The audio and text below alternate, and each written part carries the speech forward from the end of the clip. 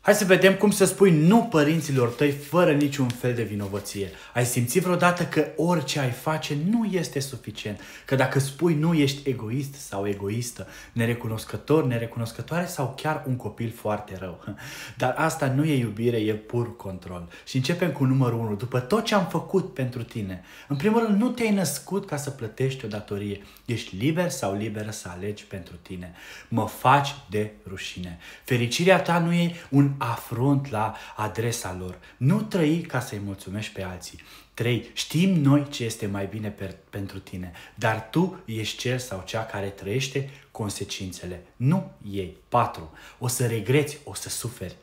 Poate, dar e mai bine să suferi pentru alegerile tale decât să trăiești viața altcuiva. Și numărul 5, ne dezamăgești complet. Dacă iubirea lor depinde de cât de mult te supui în fața lor, atunci nu este iubire, este pură manipulare. Acum ai două opțiuni, să rămâi prins sau prinsă în lanțurile invizibile sau să înveți să le rupi odată pentru totdeauna. Dacă vrei să fii liber, mă găsești în linkul meu din bio.